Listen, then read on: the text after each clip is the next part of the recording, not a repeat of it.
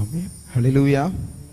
இரண்டாவது நாள் கூட்டத்திற்கு வந்திருக்கிற உங்கள் யாவரையும் இயேசு கிறிஸ்துவின் நாமத்தினால் வாழ்த்துகிறேன். நம்ம ஒரு பாடலை பாடி கர்த்தருடைய வார்த்தைக்குள்ளாக நாம் கடந்து செல்லலாம். Thank you lord. Thank you lord. என் நேசர் நீர்தானையா, நேசிக்கின்றேன் உம்மை தானையா. என் நேசர் நீர்தானையா, நேசிக்கின்றேன் உம்மை தானையா. என் நேசர் நீர்தானையா, நேசிக்கின்றேன் உம்மை தானையா. எனது ஆன்மா உம்மை நினைத்து என்னாலும் ஏங்குதையா. எனது ஆன்மா உம்மை நினைத்து என்னாலும் ஏங்குதையா. எந்தன் படுக்கையிலும் உம்மை நினைக்கின்றேன், நடுராவிலும் தியானிக்கின்றேன். எந்தன் படுக்கையிலும் உம்மை நினைக்கின்றேன், நடுராவிலும் தியானிக்கின்றேன். என் நேசர் நீர்தானையா, நேசிக்கின்றேன் உம்மை தானையா. என் நேசர் நீர்தானையா, நேசிக்கின்றேன் உம்மை தானையா. நல்ல கையை தட்டி பாடும்.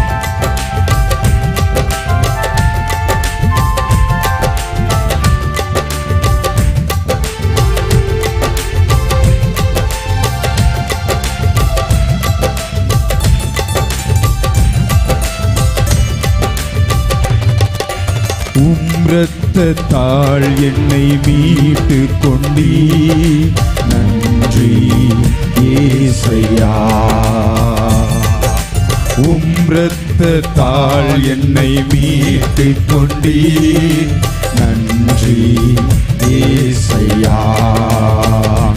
உந்தன் நண்பாளே எந்த உள்ளம் கவர்ந்தீர், இனி நானல்ல எல்லாம் நீரே. உந்தன் நண்பாளே எந்த உள்ளம் கவர்ந்தீர், இனி நானல்ல எல்லாம் நீரே. என் நேசர் நீர்தானையா, நேசிக்கின்றேன் உம்மை தானையா. என் நேசர் நீர்தானையா, நேசிக்கின்றேன் உம்மை தானையா.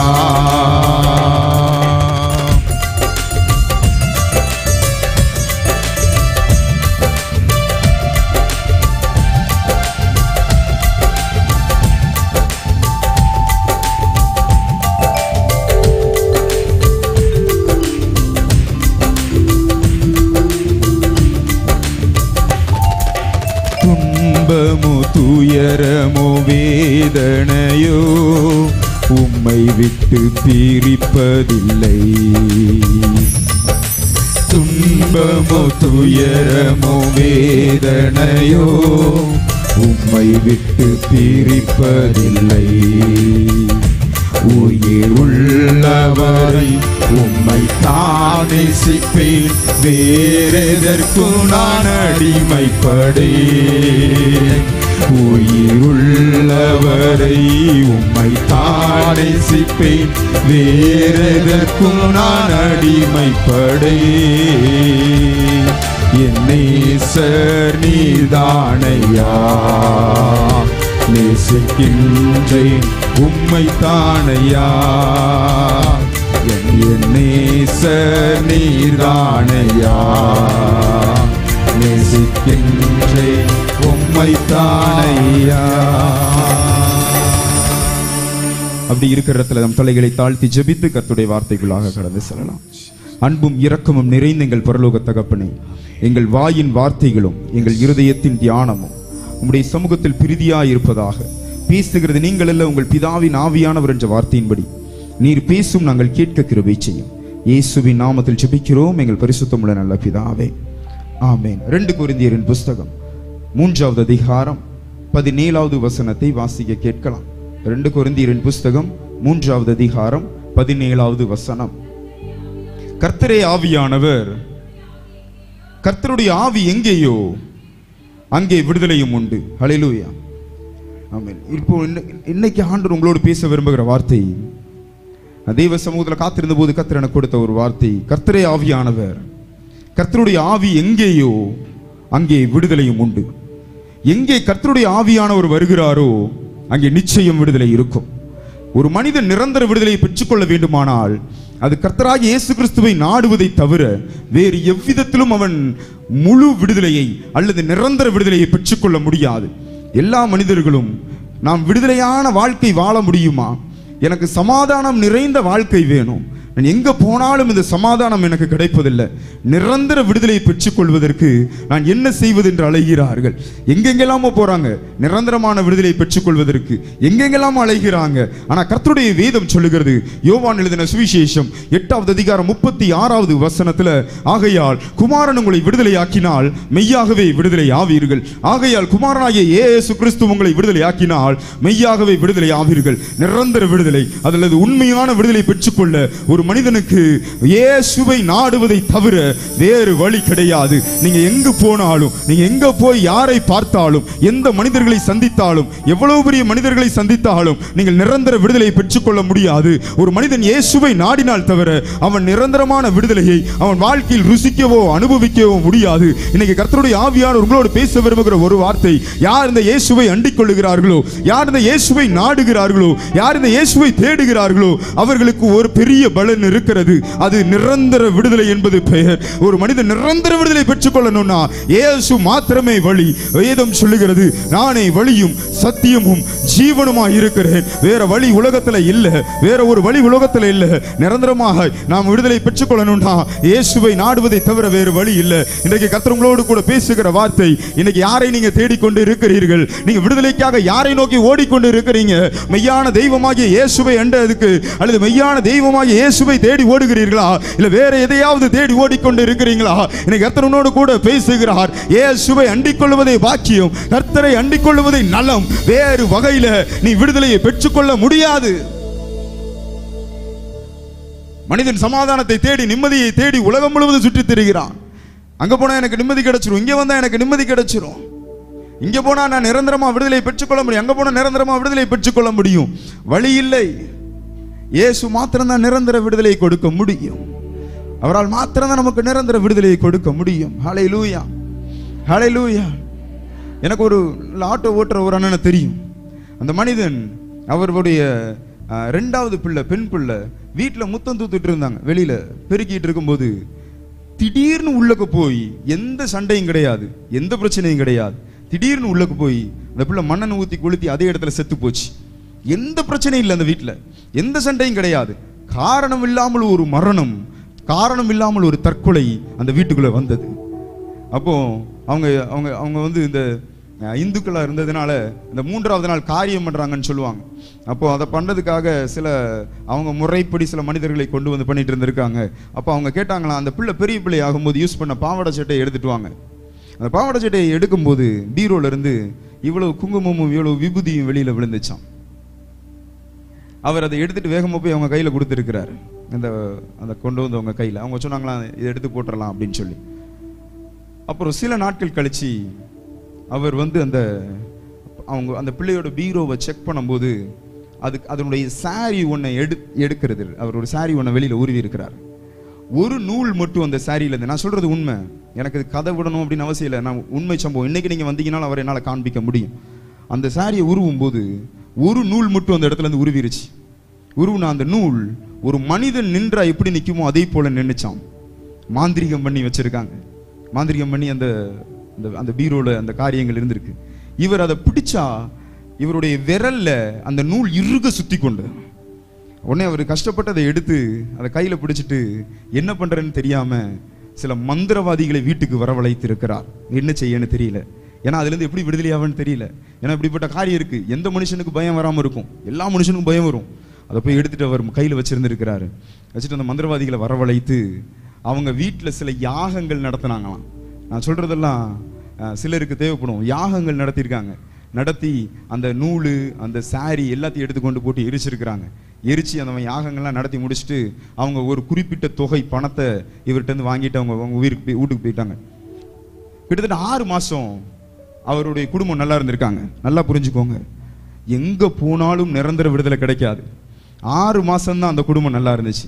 6 மாதம் கழித்து மறுபடியும் அதே பிரச்சனை, அதே தற்கொலை எண்ணங்கள் வீட்டுக்குள்ள. அதே அந்த என்ன அந்த பிள்ளை எப்படி மறிச்சு போச்சோ அதே போல பிரச்சனைகள் திரும்ப அந்த வீட்டுக்குள்ள எழும்ப துவங்கி இருக்கு. தற்கொலை எண்ணங்கள், இப்படிப்பட்ட காரியங்கள் எழும்ப துவங்கி இருக்கு. 6 மாதம் கழிச்சு அவங்களுக்கு ஃபோன் பண்ணி கேட்டா அந்த அந்த மந்திரவாதிகள் சொன்னாங்களாம், அதுக்குரிய வேலிடிட்டி முடிஞ்சிருச்சு. என்னது, அந்த 6 மாசம் தான் வேலிடிட்டியாம்.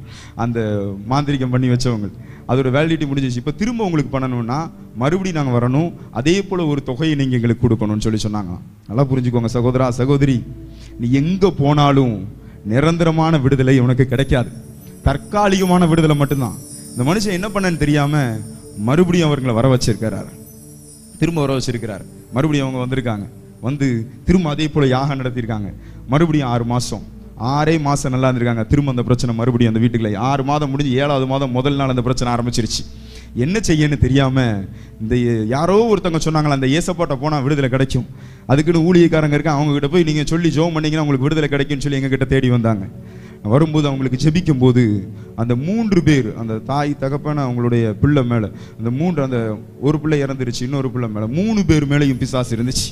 அந்த பிசாசை துரத்தி அந்த செய்வனை கட்டெல்லாம் அறுத்து விட்டு ஜெபம் பண்ணி அந்த நாள்லயே அந்த 3 பேரையும் அபிஷேகிச்சு ஜெபம் பண்ணோம். கர்த்தருடைய ஆவியானவர் அவங்க மேல ஊற்றப்பட்டார். கர்த்தருடைய வேதம் சொல்லுது 1 Corinthians 3:17 தெளிவாய் சொல்லுகிறது, கர்த்தருடைய ஆவி எங்கேயோ அங்கே விடுதலையும் உண்டு.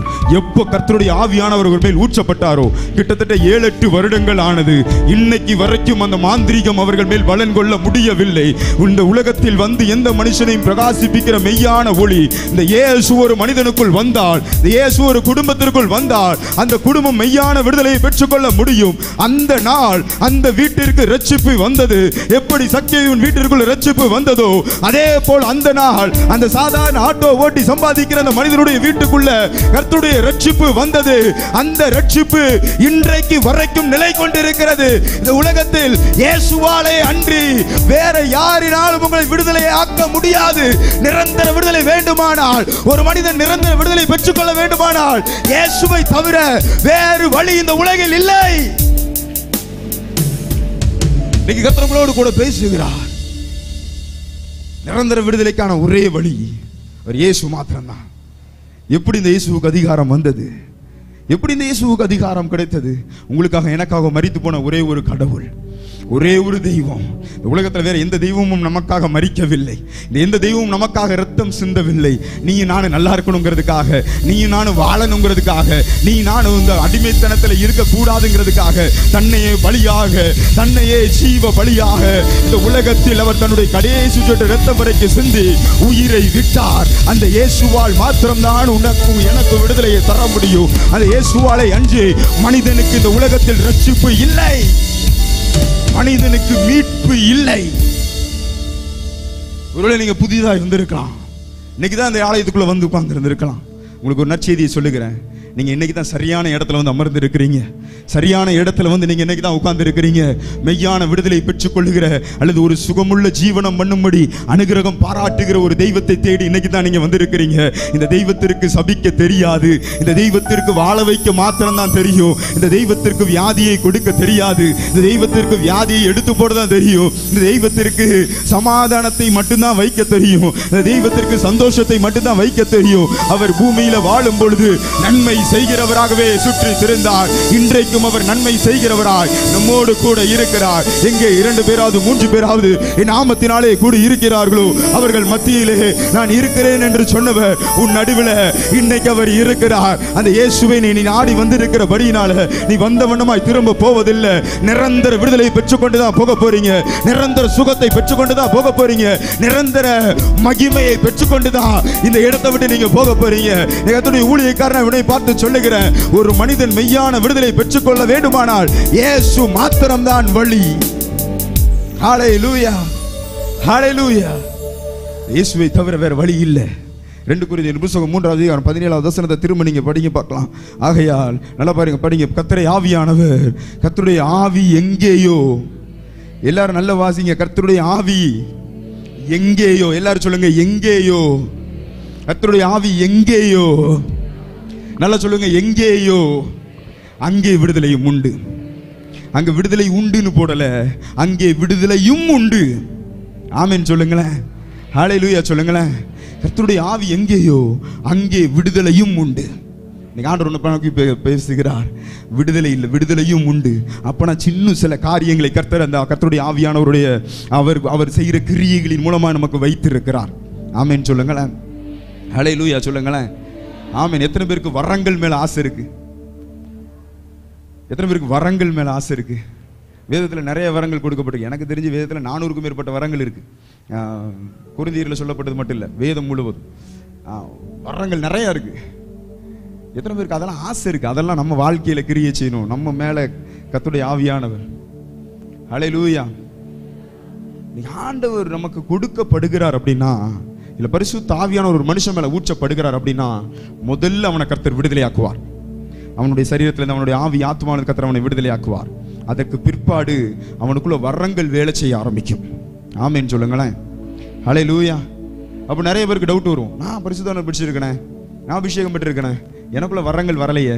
நீங்க வாஞ்சிக்கல, இந்த வரங்கள் வெளிப்படணும்னு நீங்க விரும்பல. ஹல்லேலூயா. ஒரு லிமிட்லயே நம்ம நின்னுட்டோம், அந்நிய பாஷை பேசுறோம், அதோட நம்ம நின்னுட்டோம். ஆனா அதற்கு மேல் அநேக காரியங்கள் வேதத்துல கொடுக்கப்பட்டிருக்கிறது. எத்தனை பேர் கர்த்தருடைய சத்தத்தை கேட்கணும்னு ஆசை இருக்கு? ஹல்லேலூயா சொல்லுங்களேன். கர்த்தருடைய சத்தத்தை கேட்கலாம், அவரோடு நெருங்கி சம்பாஷிப்பிக்கிற அனுபவம் தான் இந்த விடுதலையோடு சேர்ந்து நமக்கு கொடுக்கப்படுகிறது. ஆமென் சொல்லுங்களேன். அவரை தன்னுடைய நண்பனாய் ஏற்றுக்கொள்ளுகிற அனுபவம் தான் இந்த விடுதலையோடு சேர்ந்து நமக்கு கொடுக்கப்படுகிறது. சாதாரணமாய் எல்லாரோடையும் கர்த்தருடைய ஆவியானவர் பேசுவது இல்லை. கர்த்தருடைய ஆவியானவர் ஒரு மனிதனோடு பேசுகிறார் அப்படின்னா அவனை அவர் நம்புகிறார் என்று சொல்லி அர்த்தம். யாரோடு கர்த்தருடைய ஆவியானவர் பேசுகிறாரோ அவனை அவர் நம்புகிறார், அவனை அவர் நம்பிக்கைக்கு பாத்திரமானார். அவர் அவரை மாற்றி வைத்திருக்கிறார். இன்னைக்கு கர்த்தர் உன்னோடு பேசுகிறார். இந்த இடத்தை விட்டு நீ இன்றைக்கு புறப்படும் பொழுது கர்த்தருடைய சத்தத்தை கேட்கிறவனாய் புறப்பட போகிற, அவரோடு நெருங்கி சம்பாஷிப்பிக்கிற, அவரோடு நெருங்கி பழகிற ஒரு மனிதனாய், ஒரு மனுஷியாய் இன்னைக்கு கர்த்தர் உன்னை கொண்டு போக போகிற. எத்தனை பேர் விசுவாசிக்க தெரியல? இன்னைக்கு அவருடைய நண்பனாய் மாறணும். அவர் ஆதாமை படைத்ததற்கான பிரதான நோக்கமே அவன் என் நண்பனா இருப்பான், அவன் என்னுடைய நண்பனா இருப்பான், என் சிநேகிதனா இருப்பான். ஆனா ஆதாம் அந்த ஸ்தானத்தை இழந்துட்டார். 2ஆம் ஆதாமாகிய இயேசு நமக்கு அதை மீட்டு கொடுத்திருக்கிறார். ஹல்லேலூயா சொல்லுங்களேன், ஹல்லேலூயா சொல்லுங்களேன். மனுஷரில் ஒருவரும் கண்டிடாதவரும் காணக்கூடாதவருமா இருக்கிற தேவன் சொல்லி இருக்கு. அப்ப எப்படி அவரை நம்ம பார்க்க முடியும்? நல்லா புரிஞ்சுக்கோங்க, மனுஷன் ஒரு நாளும் கடவுளை தரிசிக்க முடியாது. அதே வேதம் நமக்கு சொல்லுகிறது, தேவனால் அபிஷேகம் பண்ணப்பட்டவன் எவனும் தேவனுக்கு புத்திரனாய் இருக்கிறான். தேவ புத்திரர்கள் தேவனை தரிசிக்க முடியும். ஆதாம் பகலின் குளிர்ச்சியான வேளையில தேவனோடு கூட உள்ளாவினார். ஏனோக்கு தேவனோடு கூட நடந்தார். எம்மாறு சீஷர்கள் இயேசுவோடு நடந்தார்கள். பவுலை கர்த்தர் சடிதியில சந்தித்தார். வேதத்தில் எழுதப்பட்ட அநேக பரிசுத்தவான்கள் தேவனை முகமுகமாய் தரிசித்து இருக்கிறார்கள். மோசேயை போல தேவனை முகமுகமாய் தரிசித்த ஒரு தீர்க்கதரிசி எழும்பினதில் கர்த்தருடைய வேதம் சொல்லுகிறது, நீங்களும் நான் அவரை பார்க்க முடியும், நீங்களும் நான் அவரோடு பேச முடியும், நீங்க நான் அவரை முகமுகமாய் பார்க்க முடியும். அவர் அதை தன்னை வெளிப்படுத்த அவர் ரெடியா இருக்கிறார். ஆனா நீங்களும் நானும் அவரை பார்க்க ரெடியா இல்ல. சில கண் மறைக்கப்பட்ட தன்மைகள் நம்மிடத்தில் இருக்கிறது. இந்த விடுதலையோடு சேர்த்து இன்னைக்கு கர்த்தர் நமக்கு தருகிற ஒரு பெரிய ஆசீர்வாதம், உங்களுடைய ஆவிக்குரிய கண்களை அவர் திறக்க விரும்புகிறார். உங்களுடைய ஆவிக்குரிய கண்களை அவர் திறக்க விரும்புகிறார். இன்றைக்கு இந்த விடுதலை மாத்திரமல்ல, ஒரு ஆவிக்குரிய மறு ரூபம் அல்லது ஒரு ஆவிக்குரிய எழுப்புதல் தனிப்பட்ட வாழ்க்கைக்குள்ள வரப்போகிறது. யார் ஆவிக்குரிய மந்த நிலைமையில இருக்கிறீங்களோ, ஆவிக்குரிய சூழ்நிலையில நீ ஒரு மோசமான நிலைமையில நீ இருப்பேனா, இன்னைக்கு கர்த்தர் உன்னோடு பேசுகிறார். உன் மந்த நிலைமை எடுபட்டு போகிறது. தேவனோடு நெருங்கி சம்பாஷிக்கிற, நெருங்கி பழகுகிற ஒரு மனுஷனா, ஒரு மனுஷியாய் கர்த்தரை மாற்ற விரும்புகிறார். ஹல்லேலூயா, ஹல்லேலூயா. எத்தனை பேர் விசுவாசிக்கிறீங்க? அப்படிப்பட்ட ஒரு அபிஷேகத்துக்குள்ள கர்த்தரை கொண்டு போகணும். பக்கத்துல உங்களை தட்டியோ இல்ல குத்தியோ சொல்லுங்க, இன்னைக்கு ஒன்னு அப்படிப்பட்ட அபிஷேகத்துக்குள்ள கர்த்தர் கொண்டு போகிறார். நல்லா சொல்லுங்களேன், வெறுப்பா பார்த்து சொல்றது, நல்லா தட்டியோ குத்தியோ சொல்லுங்க, இன்னைக்கு ஒன்னு அப்படிப்பட்ட அபிஷேகத்துக்குள்ள கர்த்தர் கொண்டு போகிறார். ஹல்லேலூயா, ஹல்லேலூயா. ஆமா, எத்தனை பேர் விசுவாசிக்கிறீங்க? நிறைய பேருக்கு விசுவாசம் இல்லை போல. ஹல்லேலூயா சொல்லுங்களேன். இந்த விடுதலையில பெரிய ஆசீர்வாதம் இருக்குது.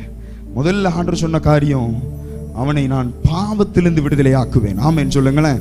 ஒரு மனிதன் இந்த இயேசுவை அண்டிக் கொள்வதனால, இயேசுவை ஏற்றுக்கொள்வதனால அவனுக்கு கிடைக்கிற பெரிய ஆசீர்வாதம், அவன் பாவத்திலிருந்து விடுதலை ஆக்கப்படுகிறான். அவன் பாவ அந்த எல்லாம் நிறைய பேர்ட்ட நீங்க போய் கேட்டு பாருங்களேன். குடிக்கிறவங்க கிட்ட கேட்டு பாருங்க, சாராயம் குடிக்கிறவங்க கிட்ட அவங்க சொல்லுவாங்க, நான் வந்து குடிக்க கூடாதுன்னு தான் நினைக்கிறேன், ஆனா குடிச்சிடுறேன் அப்படின்னு சொல்லுவாங்க. சிகரெட் பிடிக்கிறவங்க கிட்ட போய் கேளுங்க, நான் பிடிக்க கூடாதுன்னு நினைக்கிறேன், ஆனா பிடிச்சிடுறேன். விபச்சாரம் பண்றவங்க கிட்ட போய் கேளுங்க, நான் பண்ணக்கூடாதுன்னு நினைக்கிறேன், ஆனா நான் பண்ணிடுறேன். இது ஒரு பாவ அடிமைத்தனத்தின் ஆவி. எடுத்தவர்கள் வாசிக்கலாம். பரிசுத்த பவுல் ரோமருக்கு எழுதின நிருபம் 6வது அதிகாரம் 23வது வசனத்தை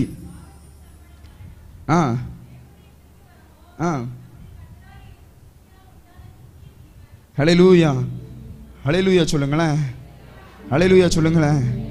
பாவத்தின் சம்பளம் மரணம், தேவனுடைய கிருபை வரமோ கர்த்தராகிய இயேசு கிறிஸ்துவினால் உண்டான நித்திய ஜீவன். மனிதன் பாவத்திற்கு அடிமையா இருக்கிறான். இந்த மனிதன், அதாவது ஆதாம் முதற்கொண்டு இன்றைக்கு வரைக்கும் ஒரு மனிதன் பாவத்தினால் அவன் அடிமைப்பட்டே தான் இருக்கிறான். பாவத்தின் சம்பளம் அது மரணம்னு கர்த்தருடைய வேதம் சொல்லுகிறது.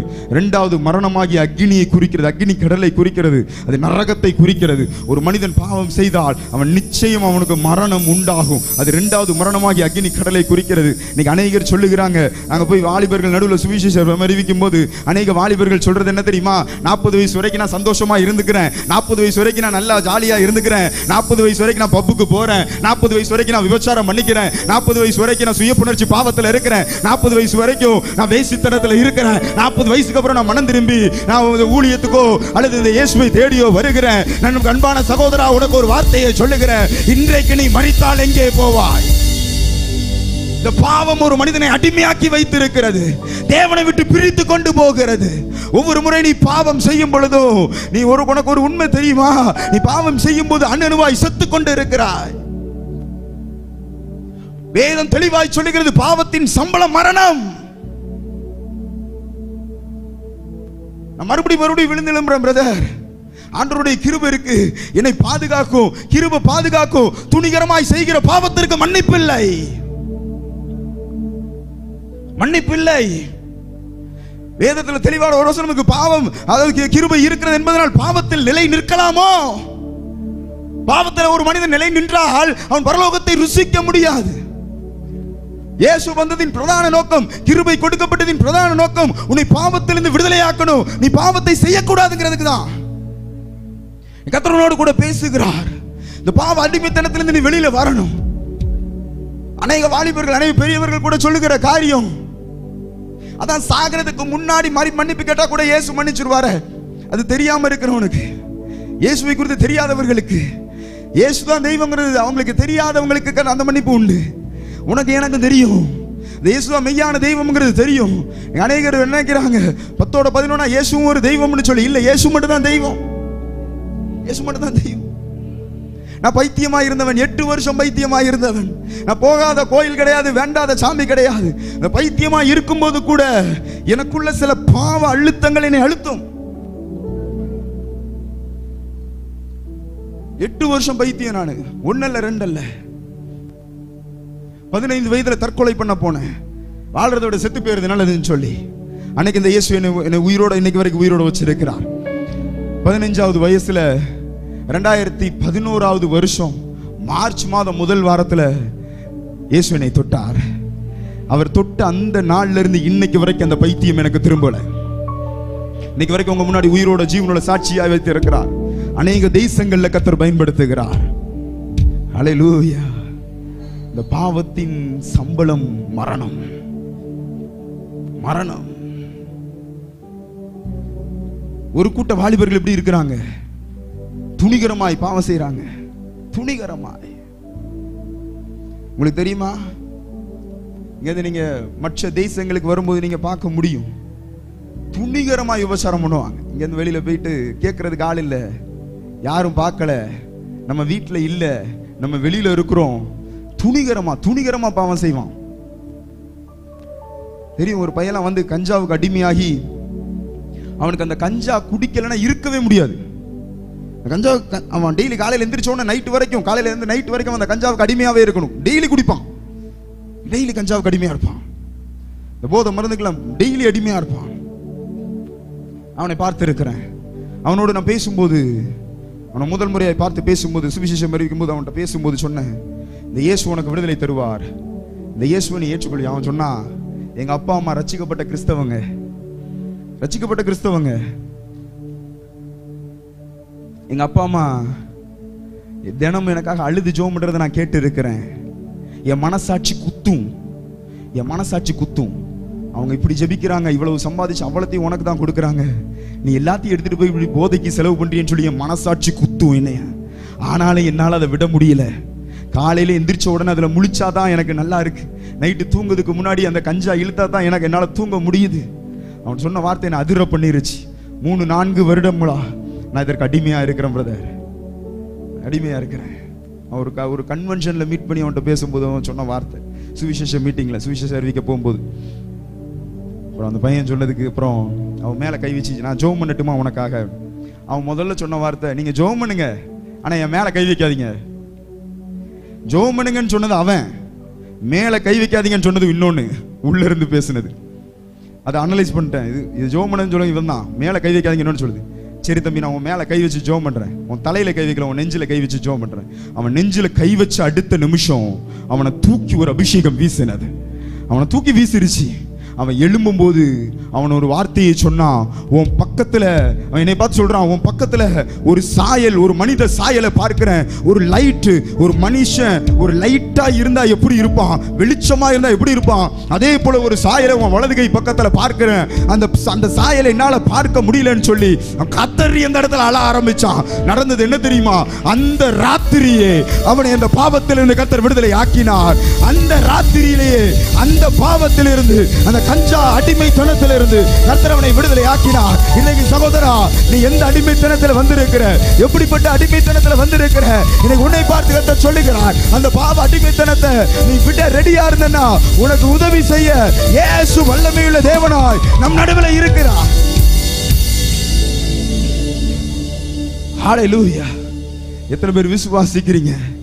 இன்னைக்கு அந்த பாவ அடிமைத்தனத்திலிருந்து கர்த்தர் அநேகரை விடுதலை ஆக்க போகிறார். ஆமென் சொல்லுங்களேன், ஆமென் சொல்லுங்களேன். ஹல்லேலூயா, ஹல்லேலூயா. எப்படிப்பட்ட பாவத்துல நீங்கள் இருந்திருந்தாலும் இன்னைக்கு அந்த பாவ அடிமைத்தனம் உங்களை விட்டு வெளியேற போகிறது. அந்த பாவம்ங்கிற நுகம் உங்களை விட்டு உடைப்பட போகிறது. ஹல்லேலூயா. கர்த்தர் கொடுக்க பெரிய ஆசீர்வாதமே அதுதான்.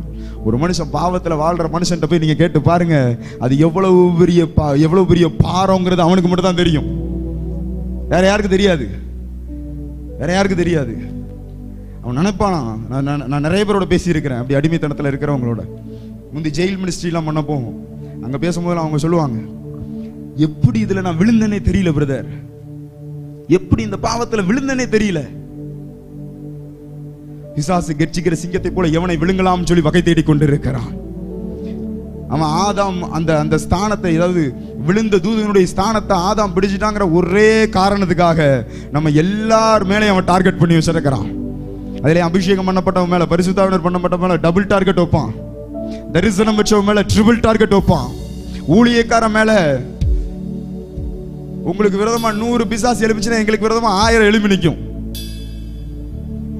எப்படியாவது விழ தள்ளிடணும், எப்படியாவது சோர்வாக்கிடணும், எப்படியாவது உட்கார வச்சிடணும். ஹல்லேலூயா. இன்னொரு காரியத்தை உங்களுக்கு சொல்லுகிறேன், ஜெபம் பண்ணாமல் இருப்பதும் பாவம். எந்த ஒரு மனிதன் தினமும் தேவ சமூகத்துக்கு போய் அமராம இருக்கிறானோ அவன் பாவம் செய்கிறான் அர்த்தம், அவன் பாவத்துல இருக்கிறான் அர்த்தம். நான் அடிக்கடி சொல்லுவேன், பாவம் செய்கிறவனால் ஜெபிக்க முடியாது, ஜெபிக்கிறவனால் பாவம் செய்ய முடியாது. ஹல்லேலூயா, ஹல்லேலூயா. அதே போல ஜெபிக்கிறவனால் ஊழியம் செய்யாமல் இருக்க முடியாது. நீங்க அநேகருக்கு நினைப்பு என்ன தெரியுமா?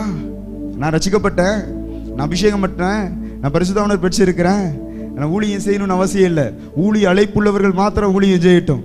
ஹல்லேலூயா. அது நீங்க பாவம் செஞ்சுட்டு இருக்கீங்கன்னு அர்த்தம். நீ பெற்றுக்கொண்ட இயேசுவை மற்றவர்களிடத்தில் சொல்லாது இருந்தால் அது பாவம். யார் பெற்றுக்கொண்ட நான் ருசிச்ச அந்த லட்டு நல்லா இருக்குன்னு சொல்லி, அந்த கடையில நல்லா இருக்குன்னு சொல்லி நிறைய பேர் சொல்றோம், அந்த கடையில சாப்பாடு நல்லா இருக்கும் நிறைய பேர் சொல்றோம். ஆனா அந்த இயேசுவை அறிவிப்பதற்கு முன் வருவதற்கு யோசனையா இருக்குது, பஸ்ல போகும்போது பக்கத்துல உட்கார்ந்து இருக்கவங்க கிட்ட இயேசுவை குறித்து பேசுவதற்கு யோசனை. ஹல்லேலூயா. நான் எதுல போனாலும் பக்கத்துல இருக்கவங்க கிட்ட எப்படியாவது ஒரு வார்த்தை சொல்லிடுவேன். அவன் பெரிய ஆளா இருந்தாலும் சரி, கடைசி அவங்கள விட்டு எந்திரிச்சு வரும்போது கையை கொடுத்துட்டு நார்மலா உட்காரும்போது பேசுவேன். கடைசி எந்திரிக்கும் போது சொல்லுவேன், ட்ரை ஜீசஸ் அப்படின்னு சொல்லிட்டு இறங்கிடுவேன். இந்த ஒரு வார்த்தை என்னைக்காவது ஒரு நாள் வாழ்க்கையில கிரியை செய்யும். சுவிசேஷம் சொல்லணும் அவசியம் இல்லை. இந்த ஒரு வார்த்தை சொல்லுங்க, ட்ரை ஜீசஸ். நீ சொல்லாம இறங்குனா உனக்கு ஐயோ. ஹல்லேலூயா, ஹல்லேலூயா சொல்லுங்களேன். பக்கத்துல கையை பிடிங்க. நீங்க சொல்லாம இருந்தா உங்களுக்கு ஐயோன்னு சொல்லுங்க. பாப்போம். அடுத்த முறை வரும்போது இந்த சர்ச் 2000 பேரால நிரம்பி இருக்கணும். யார் கையில இருக்கு? யார் கையில இருக்கு? என்ன பதில் வர மாட்டேங்கி? யார் கையில இருக்கு சொல்லுங்க. என் கையில தான் இருக்கு. யார் கையில கர்த்தர் அபிஷேகத்தை கொடுத்திருக்கிறார்? யார் இடத்துல கொடுத்திருக்கிறார்? வாயை திறந்து சொல்லுங்களேன். என் கையில கொடுத்திருக்கிறார். ஆமென் சொல்லுங்க. ஹல்லேலூயா. நீங்க போய் உங்க தெருவில் இருக்கவங்களுக்கு சுவிசேஷம் சொல்லி பாருங்களேன். உங்க பக்கத்து வீட்டுக்காரங்களுக்கு சொல்லி பாருங்க. பஸ்ல போகும்போது உங்களுக்கு அடுத்தவங்களுக்கு சொல்லி பாருங்க. ஆமென் சொல்லுங்களேன். ஹல்லேலூயா சொல்லுங்களேன். வாரத்துல 7 நாள் வேலை செய்யாதீங்க. 2 நாள் ஒதுக்குங்க.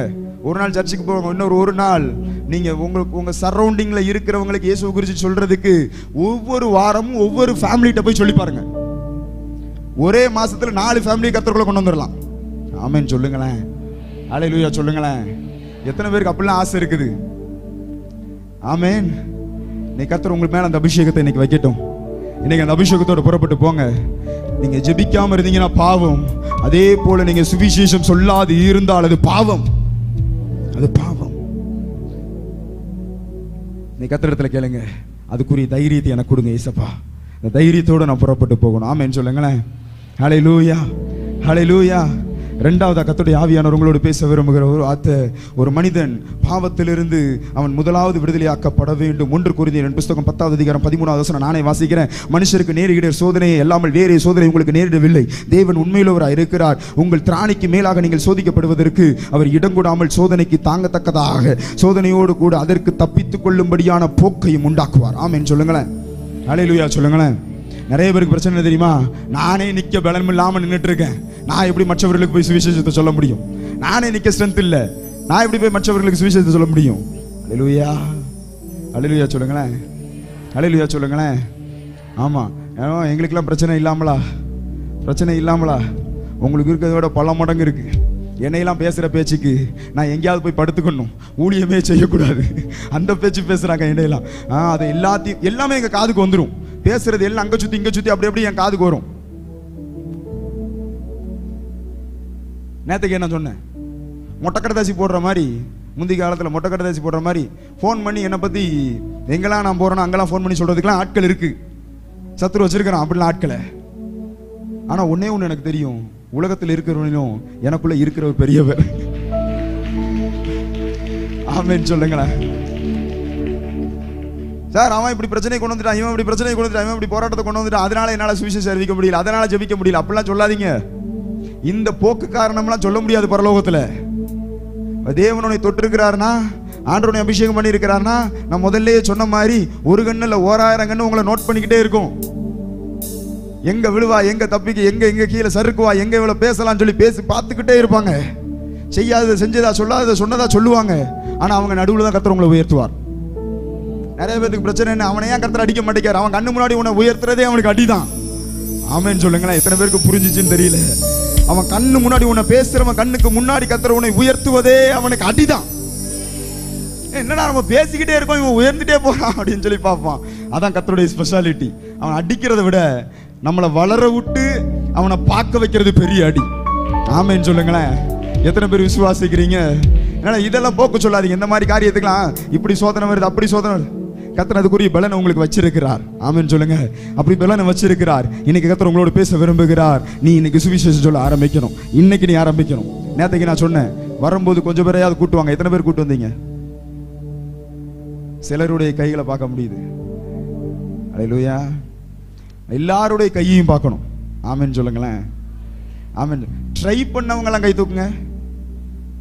நான் சொன்னேன் வரல அப்படி சொல்றவங்க நல்லா தூக்கி காமிங்க. பரவாயில்ல, ட்ரை பண்ணியிருக்கீங்க. இதே ஃபர்ஸ்ட் ஸ்டெப். ஆமேன் சொல்லுங்களேன்.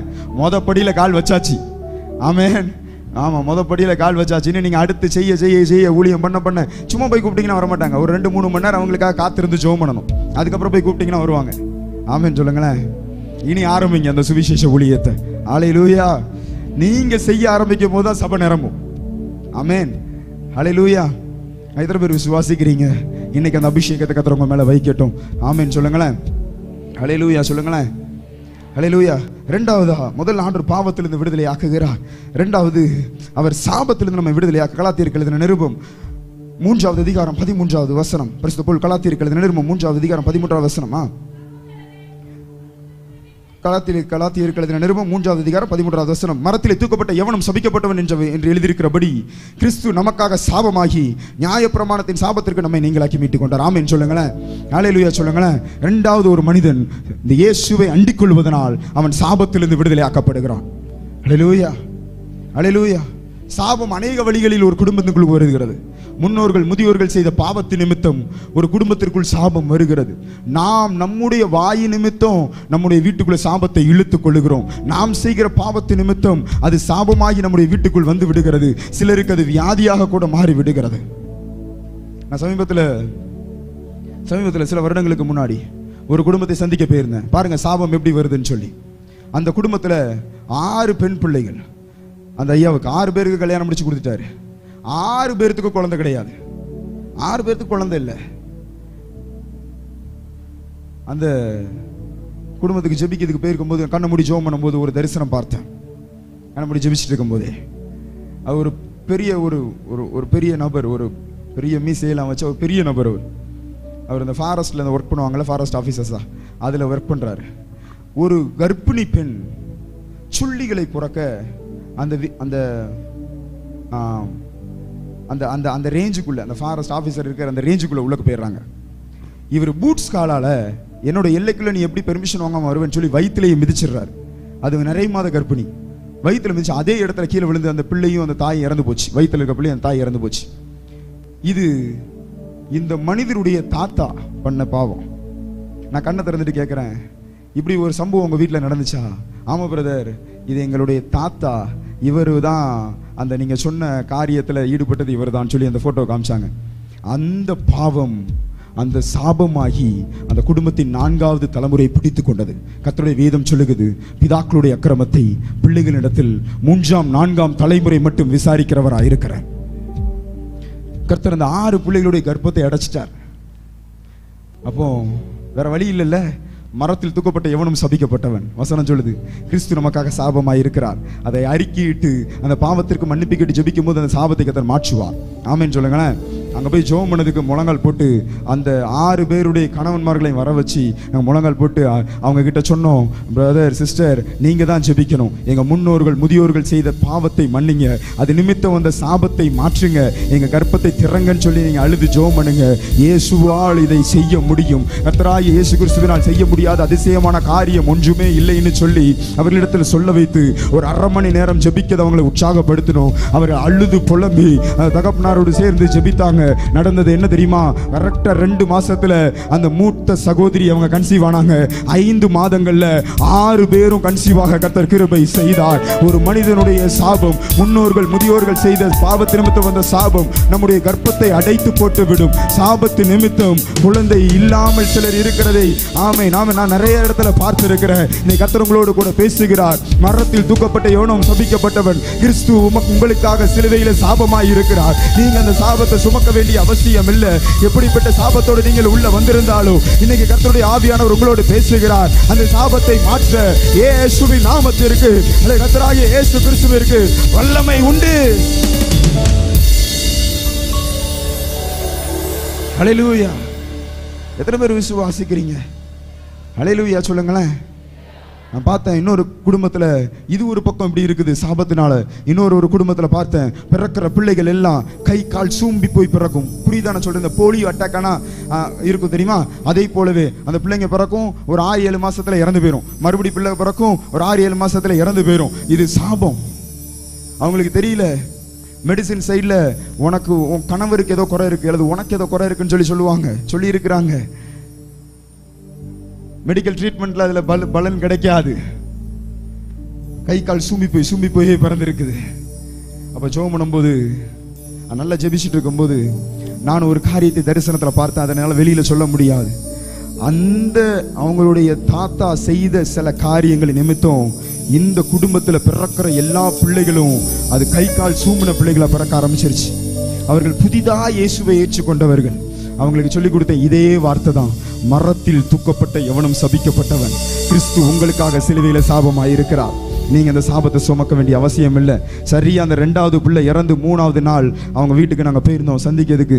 அங்கே போய் ஜெபம் பண்ணும்போது அந்த அந்த அந்த அந்த ஐயாவும் அம்மாவும் எங்கள் கூட இணைஞ்சு அழுது ஜெபம் பண்ணாங்க. ஆண்டவரே, எங்கள் அப்பா அம்மா செய்த பாவம், எங்கள் தாத்தா பாட்டி செய்த பாவம், அது நிமித்தம் வந்த சாபத்தை மாற்றுங்க ஆண்டவரே. கிறிஸ்து எங்களுக்காக சிலுவையில் சாபமானீரே, இந்த சாபத்தை நிமித்தம் வந்த இந்த பாவத்தை நிமித்தம் வந்த சாபத்தை என் குடும்பத்தை விட்டு எடுத்து போடுங்க.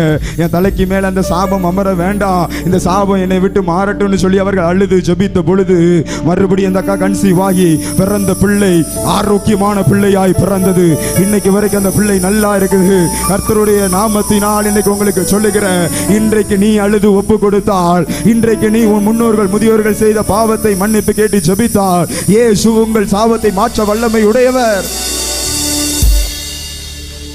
ஹல்லேலூயா. எத்தனை பேர் விசுவாசிக்கிறீங்க? சில நேரத்தில் நம்மோட வாயை சாபத்தை கொண்டு வந்துரும் சார். நம்ம வாயை கொண்டு வந்துடும். ஒரு மனிதன் தன்னைத்தான் சபித்துக் கொள்வது, நாளா எங்க நல்லா இருப்பேன், நாளா நல்லா இருப்பேனா, நாளா இப்படியா இப்படி, நான் என் வாழ்க்கை இப்படியே போயிடும், ஒரு சின்ன அடி விழுந்துடக்கூடாது, உடனே என் வாழ்க்கை இப்படியே போயிடும், என் வாழ்க்கை நாசமாயிரும், என் வாழ்க்கை இந்த மாதிரி காரியத்தில் மாட்டிக்கிருச்சு, இனி என்னால் வெளியில வர முடியாது, நான் பிசினஸ்ல விழுந்துட்டேன், இனி என்னால் எழுப்பி நிற்க முடியாது. நாம் நம்மையே சபித்துக் கொள்வது இதுவும் சாபத்தை கொண்டு வரும். மரணமும் ஜீவனும் நாவின் அதிகாரத்தில் இருக்கிறது கர்த்தருடைய வேதம் சொல்லுகிறது. நாம் நம்முடைய நாவை சரியாய் பயன்படுத்தாத பட்சத்தில் அது நமக்கு சாபத்தை கொண்டு வந்துவிடும். வேத புஸ்தகத்தில் எபேசியர்கள் நிருபம் 6வது அதிகாரம் 10, 11, 12வது வசனம் இப்படி சொல்லுகிறது. கடைசியாக என் சகோதரரை கர்த்தரிலும் அவருடைய சத்துவத்தின் வல்லமையிலும் பலப்படுங்கள். நீங்கள் பிசாசின் தந்திரங்களோடு எதிர்த்து நிற்க திராணியுள்ளவர்களாகும்படி தேவனுடைய சர்வாயுத வர்க்கத்தையும் தரித்துக் கொள்ளுங்கள். இந்த பிசாசின் தந்திரங்கள்ல இதுவும் ஒன்று, ஒரு மனிதனை தன்னைத்தான் சபித்துக் கொள்ள வைப்பது. உங்களுக்குள்ள ஃப்ரஸ்ட்ரேஷனை கொண்டு வருவான், உங்களுக்குள்ள டிப்ரெஷனை கொண்டு வந்துருவான். ஒரு மூலையில் உட்கார்ந்து இருப்பான், உன் வாயினாலே நீ உன்னை சபித்துக் கொள்ளுவ. இதனால் வருகிற விளைவு என்ன தெரியுமா? நீ முன்னேறி வருகிற நேரத்தில் அந்த சாபம் உனக்கு வந்து தடையாய் நிற்கும்.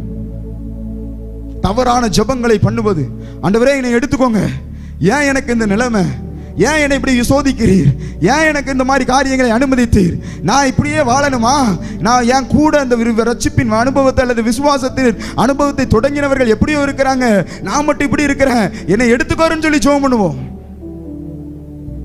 ஒரு மனிதன் சோர்வா இருக்கும்போது ஜெபம் பண்ணக்கூடாது. நான் அடிக்கடி சொல்லுவேன், சோர்வா இருக்கும்போது ஜெபம் பண்ணாதீங்க. உங்க வாய் தவறான ஜெபங்களை பண்ணும், தேவையில்லாத ஜெபங்களை செய்யும். சோர்வா இருக்கும்போது வேதத்தோடு செலவிடுங்க. சோர்வா இருக்கும்போது பைபிள் எடுத்து சும்மா ரீட் பண்ணுங்க. ஒரு மணி நேரம் 2 மணி நேரம் வேதத்தை வாசித்த பிற்பாடு பாருங்க, உங்களுக்குள்ள அந்த விசுவாசம் பலனடைய துவங்கிடும். அதுக்கடுத்து போய் ஜெபம் பண்ணுங்க. தவறான எந்த வார்த்தைகளும் உங்கள் நாவிலிருந்து ஜெபத்தில் புறப்படாது. ஹல்லேலூயா, ஹல்லேலூயா. நமக்கு நாமே வருவித்துக் கொள்கிற சாபம். இன்னைக்கு ஆண்டவர்கிட்ட கேளுங்க, ஆண்டவரே தேவையில்லாத எந்த வார்த்தைகளும் என் வாயிலிருந்து வராதபடிக்கு என் வாய்க்கு காவல் வையும். ஆமென் சொல்லுங்களேன். ஹல்லேலூயா, ஹல்லேலூயா. மற்றவர்களை குறை பேசுவதனால் சாபம் வரும். மற்றவர்களை குறைத்து பேசுவதனால் சாபம் வரும். மற்றவர்களை அண்டர் எஸ்டிமேட் பண்றதுனால சாபம் வரும். ஹல்லேலூயா. வீட்டுக்குள்ள நீங்க என்ன பேசிக் கொள்ளுகிறீங்க? கணவன் மனைவிக்குள்ள நீங்க என்ன பேசிக் கொள்ளுகிறீங்க? மற்றவர்களை குறித்து பேசிக் கொள்ளுகிறீங்களா? பிள்ளைகளோடு இணைஞ்சு உட்கார்ந்து யாரை குறித்து பேசுகிறீங்க? நீங்கள் பேசுகிற வார்த்தைகளில் கவனமாயிருங்கள். நீங்கள் பேசுகிற வார்த்தைகள் உங்க வாழ்க்கையில சாபத்தை கொண்டு வந்து விடக்கூடாது.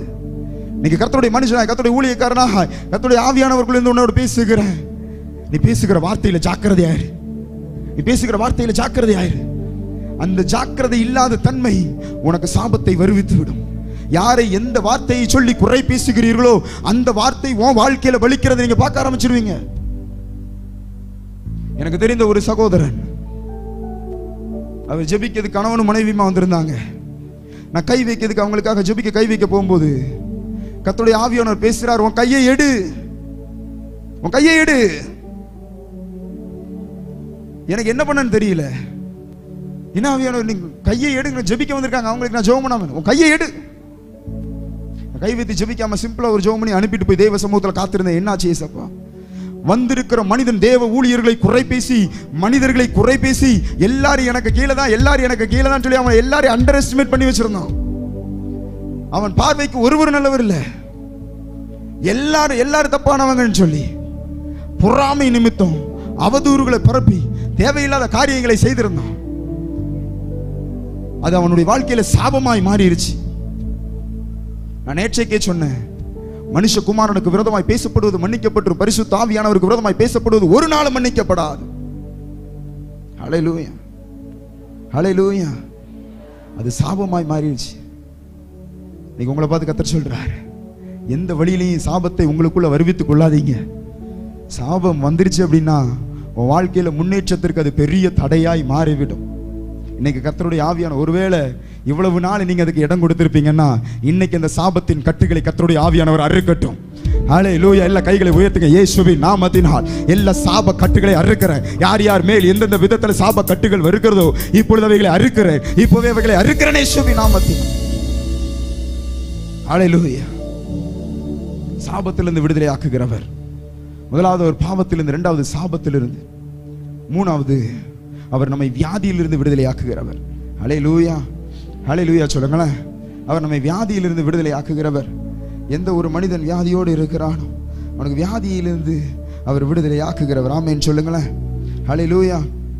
சங்கீதங்களின் புஸ்தகம் 41வது அதிகாரம் 3வது வசனம் இப்படி சொல்லுகிறது, படுக்கையின் மேல் வியாதியாய் கிடக்கிற அவனை கர்த்தர் தாங்குவார், அவனுடைய வியாதியிலே அவன் படுக்கை முழுவதையும் மாற்றி போடுவீர். ஹல்லேலூயா, ஹல்லேலூயா. எத்தனை பேர் விசுவாசிக்கிறீங்க? எத்தனை பேர் நம்புறீங்க? எத்தனை பேர் நம்புறீங்க? வியாதியிலிருந்து ஒரு மனிதனை இயேசுவால் விடுதலை ஆக்க முடியும். நேற்றைக்கே சொன்னேன், உள்ளான வியாதியிலிருந்து முதல்ல அவர் நம்மை விடுதலை ஆக்கணும். அதாவது ஆத்தும வியாதியிலிருந்து அவர் நம்மை விடுதலை ஆக்கணும். நிறைய பேருக்கு என்ன பிரச்சனை தெரியுமா? இந்த இயேசப்பாட்ட போனா விடுதலை கிடைக்கும். அவர் நிரந்தரமாய் விடுதலை ஆக்குகிறவர் தான், அவர் நிரந்தரமாய் விடுதலையை தருகிறவர் தான். என்னிடத்தில் வருகிற ஒருவனையும் நான் புறம்பே தள்ளுவதில்லைன்னு சொன்னவர் தான். என்னிடத்தில் வருகிற யாரையும் நான் வெறுமனையா விடமாட்டேன்னு சொல்லி சொன்ன ஆண்டவர் தான். ஆனா ஒரு காரியம் இருக்கிறது, எந்த ஒரு மனிதனுடைய ஆத்துமா சுகமடையாமல் அவனுடைய சரீரம் மாத்திரம் சுகமடைகிறதோ அவனுக்கு அந்த சுகம் நிலை பெறாது. அந்த வியாதி திரும்ப வந்துடும். ஒரு மனிதனுடைய ஆத்துமா சுகமடைய வேண்டும். அதனாலதான் ஆத்துமாவை ரட்சிக்க வல்லவராகிய இயேசுவினிடத்தில் உங்க ஆத்துமாவை ஒப்புக்கொடுங்கள்னு சொல்லி சொல்லுகிறார். வேற வழி இல்லை. உங்கள் ஆத்துமாவை இயேசுவினிடத்தில் ஒப்புக்கொடுங்க. அதுக்கப்புறம் உங்க வியாதிக்காக ஜெபம் பண்ணி பாருங்களேன், ஆண்டவர் உங்க வியாதியை சுகமாக்கி விடுவார். ஹல்லேலூயா சொல்லுங்களேன். எத்தனை பேர் விசுவாசிக்கிறீங்க? ஆத்துமாவை ரட்சிக்க வல்லவராகிய இயேசுவினிடத்தில் உங்கள் ஆத்துமாவை ஒப்புக்கொடுங்கள், அவர் உங்கள் வியாதிகளை சுகப்படுத்துவார். ஹல்லேலூயா, ஹல்லேலூயா. ஆமா, அநேகரை கர்த்தர் சுகமாக்கி இருக்கிறார். நான் பார்த்து இருக்கிறேன். இங்க மட்டும் இல்லை, எல்லா தேசங்களையும் பார்த்து இருக்கிறேன். ஒரு சகோதரி, அவங்க நான் பார்க்கும்போது, இது சென்னையில் கோயம்பேடுன்னு ஒரு இடம் இருக்குது, எல்லாருக்கும் தெரியும், கோயம்பேடு மார்க்கெட்டில். அதுக்கு பக்கத்தில் உள்ள ஒரு ஃபெல்லோஷிப் சேர்ந்து ஒரு மீட்டிங் நடத்தினாங்க. அந்த மீட்டிங் நடத்தும் போது நான் லாஸ்ட் ஆல்டர் கால் கொடுப்பேன் எப்போவுமே. வியாதியஸ்தர்கள் முன்னாடி வாங்க, ஒரு லைனில் நில்லுங்க, தனித்தனியாக ஜோம் பண்ணுவோம் உங்களுக்கு. அப்படி நான் ஜோம் பண்ணிக்கிட்டு இருக்கும்போது ஒரு சகோதரி வந்தவாசியிலிருந்து அந்த மீட்டிங்க்கு வந்திருக்கிறாங்க. பைக்லேயே வந்திருக்கிறாங்க. அவங்க வந்த இது எனக்கு தெரியாது. ஒவ்வொருத்தருக்கு தலையில் கை ஜோம் பண்ணிட்டு வரும்போது, இது என்னுடைய நாம மகிமைக்காக சொல்லலை, கர்த்தருடைய நாம மகிமைக்காக சொல்லுகிறேன். ஜோம் பண்ணும்போது அவங்க தலையில் கை வச்சா, அவங்க தலையில் வச்ச கையை என் கையோட சேர்த்து அவங்க கையை வச்சு பிடிச்சிக்கிட்டாங்க. எப்படி பிடிச்சிட்டு கத்துறாங்க. அவங்க என்ன சொல்றாங்கன்னு எனக்கு தெரியல. கொஞ்ச நேரத்தில் சரிஞ்சு கீழே விழுந்துட்டாங்க. கீழே விழுந்து உருள்றாங்க. கடைசி முடிச்சுட்டு எந்திரிச்சா அவங்களுக்கு ஒரு 40 வயசு இருக்கும். இந்த சகோதரி சொன்ன வார்த்தை, எனக்கு பிளட் கேன்சர், எனக்கு இரத்த கேன்சர், பிளட் கேன்சர், இரத்த பூச்சி நோய். நான் வந்தவாசியில் என்னுடைய மருமகன் என்னை பைக்லேயே கொண்டு வந்து விட்டுட்டு போனாரு. நான் வந்தவாசியிலேருந்து கிளம்பும் போது இரத்த வாந்தி எடுத்துட்டு தான் கிளம்புனேன். எப்படியாவது மீட்டிங் அட்டன் பண்ணிடணும், எப்படியாவது ஆண்டவர் எனக்கு சுகம் தந்துடணும்னு சொல்லி நான் வந்தேன். அந்த பைக்கை நிப்பாட்டிட்டு மேலே வரும்போது கூட எனக்கு ஒரு 70-80 வயசுக்கு இருக்கிறவங்களை எப்படி நடப்பாங்களோ அதை மாதிரி தான் என்னால் நடக்க முடிஞ்சது. ஜெபிச்சதுக்கு அடுத்து நான் ஜெபம் பண்ணும்போது அவங்க பார்த்த வார்த்தை தரிசனத்தில் சொல்கிறாங்க, அவங்க ஜெபம் பண்ணும்போது ஒரு ஒரு கருத்த உருவம் நல்ல குண்டா இருந்துச்சான். அதை யாரோ அவங்க முடியை பிடிச்சி வெளியில எடுத்து தூக்கி போட்டது போல இருந்துச்சான். இப்போ என்னுடைய பாடியில் இறகு எப்படி இருக்குமோ, இறகு இருக்குல்ல, இந்த பறவையோட இறகு எப்படி இருக்குமோ அதே போல் லேசாக உணர்றேன். ஒரு 18 வயசு 17 வயசுக்கு பிள்ளை இருக்கிற அந்த பலத்தை ஆண்டவர் எனக்கு இப்போ கொடுத்து இருக்கிறாருன்னு சொல்லி சாட்சி சொன்னாங்க. ஒரு வாரம் கழிச்சு அவங்களுடைய பயாப்சி டெஸ்ட் சொல்லிச்சு அவங்களுக்கு கேன்சருக்கான எந்த அறிகுறியும் இல்லைன்னு சொல்லி நிறைய பேரை கர்த்தர் சுகப்படுத்தினார். இயேசுவால் செய்யக்கூடாத அதிசயமான காரியம் ஒன்றுமே இல்லை. ஹல்லேலூயா. எத்தனை பேர் விசுவாசிக்கிறீங்க? இன்னைக்கு உங்க வியாதியை மாற்ற அவர் வல்லமையுடையவர். உங்க வியாதியை மாற்ற வல்லமையுடையவர். இங்க பக்கத்தில் இருக்கிற விருதுநகர்ல FGPC சர்ச்சில் நடந்தது. நான் ரெண்டு வாட்டி கன்வென்ஷன் போயிருக்கேன். 3வது வாட்டி அங்கே போகிறேன். அந்த சர்ச்சில் அதே போல தான் ஹீலிங்காக மீட்டிங் ரெடி பண்ணி வந்திருந்தவங்களை எல்லாம் சேர்ல தூக்கிட்டு வந்து வச்சாங்க. நிறைய பேர் நான் பார்த்த 2 பேரை எனக்கு நல்லா ஞாபகம் இருக்கு. ஒரு சகோதரன் அவர் முதல் நாள் மீட்டிங்கை பார்த்துட்டு 2வது நாள் மீட்டிங் வந்திருக்கும் போது அவங்களுக்கு ஜெபம் பண்ணிட்டு அவங்க அனுப்பிவிட்டாச்சு. அந்த கட்டை உடச்சி ஜெபம் பண்ணி அனுப்பிவிட்டாச்சு. ஏன்னா அந்த இடத்துல அவங்க நடக்கலை. கட்டை உடச்சி ஜெபம் பண்ணி அனுப்பிவிட்டாச்சு. சரியா 2 அல்லது 3 வாரம் கழிச்சு எனக்கு அந்த பாஸ்டர் ஃபோன் பண்ணி சொன்னார், அவர் நல்லா நடந்துட்டார் தம்பி. ஏன்னா அவருக்கு பக்கவாதம், ஒரு கை திரும்பி இருக்கும், ஒரு கால் திரும்பி இருக்கும், வாய் கோணையாக இருக்கும். நல்லா நடந்துட்டாரு, பேச்சு மட்டும் இன்னும் வரலை அப்படின்னாங்க. அப்போ சொன்ன கை கால் சரியாயிருச்சு இல்லை, பேசவும் ஆண்டவர் வச்சிருவாருன்னு சொல்லிட்டு இன்னும் கொஞ்ச நாள் போருங்க பேசிடுவார். அதே போல் அவரை கர்த்தர் பேசவும் வச்சாரு. நல்லா புரிஞ்சுக்கோங்க, ஒரு மனிதனுக்கு இந்த வியாதிங்கிற கட்டு உடஞ்சிருச்சு அவனை கர்த்தர் பரிபூர்ணமா விடுதலை ஆக்கிட முடியும். எத்தனை பேர் விசுவாசிக்கீங்கன்னு எங்களுக்கு தெரியல. இன்னைக்கு கர்த்தர் அப்படிப்பட்ட அற்புதங்களை செய்ய போகிறார். ஹல்லேலூயா. ஓமலூர், சேலம் ஓமலூர்ல ஒரு ஒரு ஒரு இப்போ JMHன்னு ஒரு ஸ்தாபனம் இருக்கு. அவங்க ஒரு ஹீலிங் ப்ரேயர் ரெடி பண்ணியிருந்தாங்க. அந்த மீட்டிங் போயிருக்கும்போது ஒரு வயசான பாட்டி இல்லை, எப்படி பார்த்தாலும் ஒரு 50 வயசு இருக்குன்னு வச்சுக்கோங்களேன். அந்த அம்மா வந்திருக்கு. அந்த அம்மாவுக்கு இந்த கீழே எலும்புல அந்த 2 எலும்புக்கு இடையில நரம்பு மாட்டிக்கிச்சான். நரம்பு மாட்டிக்கிச்சு. புரியுதானே சொல்றது? அந்த நரம்பு மாட்டிக்கிச்சு. ஏதோ கீழே விழுந்திருப்பாங்க போல அதில் மாட்டிக்கிச்சு. டாக்டர்ஸ் சொன்னாங்களாம், ஆப்ரேஷன் பண்ணணும்னா 2.5 லட்ச ரூபா செலவாகுமா, நீ போய் 2.5 லட்ச ரூபா ரெடி பண்ணிட்டு வா, நான் உனக்கு ஆப்ரேஷன் பண்ணி சரி பண்ணிடுறேன். ஆனால் அவங்களுக்கு தெரியாது, ஸ்பைனலில் கை வச்சுட்டாங்கன்னா வாழ்க்கை பூரா வலிக்கும் தெரியுமா? அந்த ஆப்ரேட் பண்ணிட்டாங்கன்னா வாழ்க்கை பூரா வலிக்கும். அப்போ என்ன பண்ணன்னு தெரியல. அந்த டைமில் இந்த மீட்டிங் நடக்குது. இவங்க போய் பார்ப்போமே அப்படின்னு சொல்லி வந்தாங்களாம். அந்த ராத்திரியில அந்த நரம்ப கர்த்தர் ரீஅலைன் பண்ணி விட்டார். ஹல்லேலூயா சொல்லுங்களேன். ஹல்லேலூயா. ஆமென். அந்த நரம்பு கர்த்தர் அதை கரெக்டாக சரிப்படுத்தி விட்டார். அது எனக்கு கரெக்டாக ஞாபகம் இல்லை, அது சதையா நரம்பு கரெக்டாக ஞாபகம் இல்லை. ஆனால் அதை கர்த்தர் சரிப்படுத்திட்டார். அந்த ஆப்ரேஷன் அவங்களுக்கு நடக்கலை. அடுத்த எக்ஸ்ரே எடுத்து பார்க்கும்போது அதில் எல்லாம் அதை இருக்க வேண்டிய இடத்துல சரியாக இருந்துச்சு. தேவனால் செய்யக்கூடாத அதிசயமான காரியம் ஒன்றுமே இல்லை. ஆமென் சொல்லுங்களேன். எத்தனை பேர் ரெடியா இருக்கிறீங்க? ஹல்லேலூயா. ஹல்லேலூயா. ஆமா, லங்ஸ்ல தண்ணி கட்டிருச்சு ஒரு தம்பிக்கு. அவனுக்கு செலவு பண்ணலாம் வழி இல்லை, மருந்து வாங்க கூட வழி கிடையாது. ஜெபம் பண்ணும்போது இது எல்லாமே ஜெபிக்கும் போது நடந்தது தான், ஸ்பாட்ல நடந்தது. ஜெபம் பண்ணும்போது விசுவாசத்தில் ஜெபம் பண்ணிட்டு சொல்லி அனுப்பிட்டேன், போய் செக் பண்ணி பாரு உனக்கு இருக்காது. அதே போல் அவன் 2-3 நாள் யோசிச்சுட்டே இருந்திருக்கான், இந்த ஆள் என்னடா சும்மா சொல்லி அனுப்புறான் போல, அது எப்படி சரியாகும் அப்படின்னு சொல்லி போய் செக் பண்ணால் அதில் தண்ணி இல்லை. ஹல்லேலூயா. லங்ஸில் தண்ணி எத்தனை பேருக்கு தெரியும் தெரியல, தண்ணி கட்டும், அது சொல்லுவாங்க, டாக்டர்ஸ் சொல்லுவாங்க, அது வலிக்கும் ஒரு மாதிரி. கர்த்தர் விடுதலை கொடுத்து நான் சொல்லிக்கிட்டே போகலாம். அநேக அற்புதங்களை கர்த்தர் செய்தார். ஆமென் சொல்லுங்களேன். நம்மளோட சேனலில் நீங்கள் போய் பார்த்தீங்கன்னா உள்ளுக்கு நிறைய இருக்கும், சில வீடியோஸ் போட்டு வச்சுருப்போம். ஆமாம், அதே போல் ஆஃப்ரிக்காலையும் சரி நிறைய காரியங்களை கர்த்தர் செய்தார். மியான்மரில் ஒரே ஒரு பாட்டி, நான் நேற்று கூட ஜோஷோ பிரதர்கிட்ட சொல்லிட்டு இருந்தேன், அந்த ஃபர்ஸ்ட் டைம் நாங்கள் மியான்மர் போயிருக்கோம், பர்மாவுக்கு போயிருக்கும்போது அந்த பாட்டிக்கு சேலை வயிற்றுல பட்டா வலிக்குமா, கேன்சர் அவங்களுக்கு வயிற்றுல சேலை பட்டா வலிக்குமா. அந்த பாட்டி ஒரு 20 பேர் தான் வந்திருந்தாங்க. அந்த ஒரு சின்ன வீட்டுக்குள்ளே நடத்துகிறோம், ஏன்னா அங்கே மிலிட்ரி கவர்மெண்ட், நம்ம ஈஸியாக மீட்டிங்லாம் நடத்த முடியாது. அந்த வயிற்றுல அந்த சாரி பட்டா வலிக்கும். ஜெபம் பண்ணும்போது கர்த்தர் ஒரு சுகத்தை கொடுத்துட்டாரு. அந்த பாட்டி சாரி பட்டா வலிக்கிற இடத்துல அடிச்சு காமிச்சாங்க, எனக்கு சுகமாயிருச்சு தம்பி, எனக்கு சுகமாயிருச்சு. அவங்க லாங்குவேஜில் கத்தி சுகமா.